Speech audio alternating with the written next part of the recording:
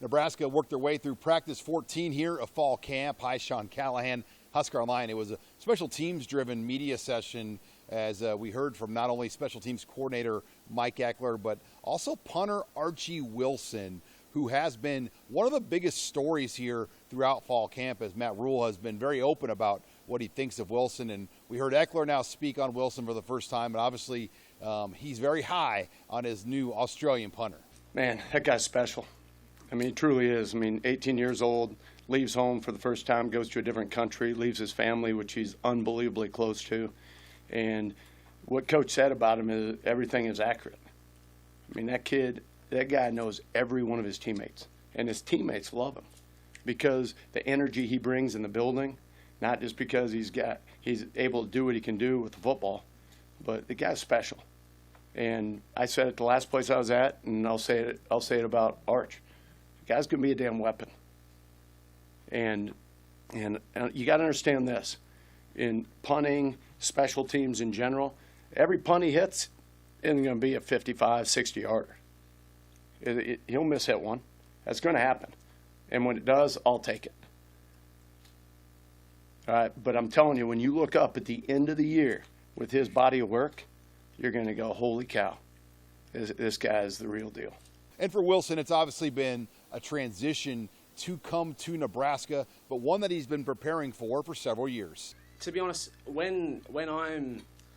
I'm a pro kick practicing, you really don't know where you're going until you know the school. And there's a couple cases where some people would have a school and then it would fall through, but Coach Eckler, to my belief, is the only coach who would see me kick, and I think that Pro Kick knew that his coaching and his style was the right skill set for me, and then they kind of worked it out a fair bit behind my back, and then Coach John Smith just came up to me one morning and was like, "Hey Archie, you're going to Nebraska?" And I was like, "Cool."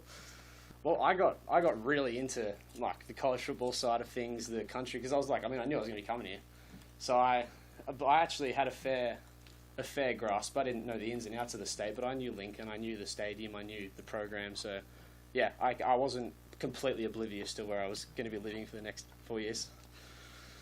Later this week, Wilson will turn 19, and he got emotional talking about just being away from home and obviously not being around his family. Yeah, that part's hard. I mean, I'm sorry.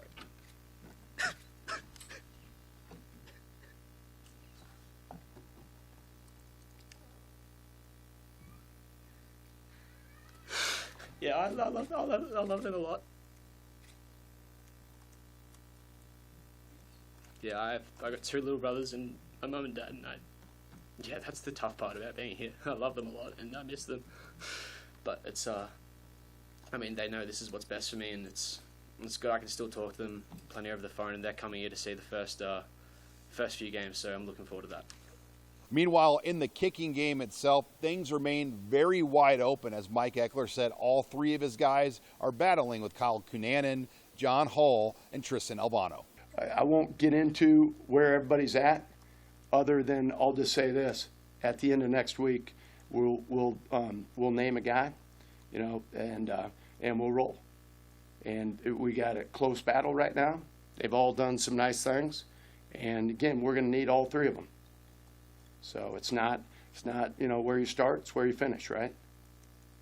Eckler has done his best, though, just to kind of change the mentality of special teams overall. We're going to be aggressive. And if our players, if we go out and we make a mistake on special teams, I want you to write this: X stinks. All right? It's on me. I want our guys, I told them, they can't make a mistake.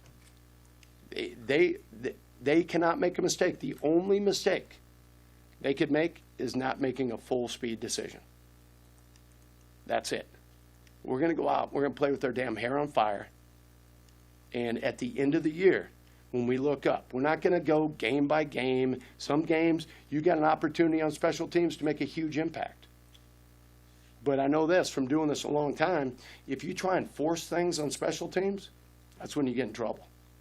So you might go out there and we might return a couple punts for a touchdown. And then next game, they might kick everyone out of bounds. Don't get an opportunity. Don't get a pitch to hit, right? Same thing, but it's about executing every time you're on the field. That's why we start every meeting and break every meeting down with 1 shot, 1 kill. You got 1 play. This is not offense. You don't have 3. You're not guaranteed 3 unless you give the ball away or score, right? It's not defense, same as. You got 1 shot to go out there. You got 1 shot to kick a field goal. And there's 33, 33, 34. That's what we preach.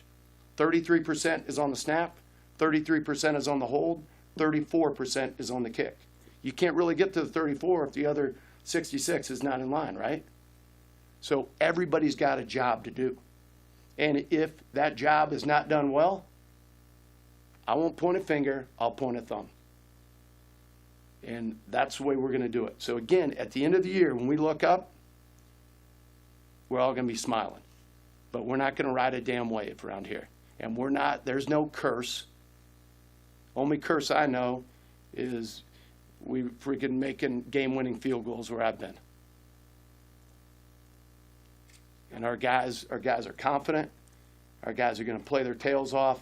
And like I said, they got a free pass, man. Senior defensive assistant coach Phil Snow also addressed the media here for the first time since the spring, and he dived into more kind of what his day-to-day duties are. You know, I've been working a lot with the secondary. One of my jobs too is we have some young coaches on defenses to mentor them and be around them and make sure our drill works good and stuff. Because Coach Butler's got a lot of other things to do, so I'm doing that too. And Snow has been with Matt Rule for a number of years now at multiple different stops, and he spoke more on just year 3 and why Matt Rule's programs tend to make a jump. You know, there's a process that he does, and it's not easy. And I'll give you an example. We went to Baylor, and Art Briles was one of the best coaches in football, but he did things dramatically different than we did.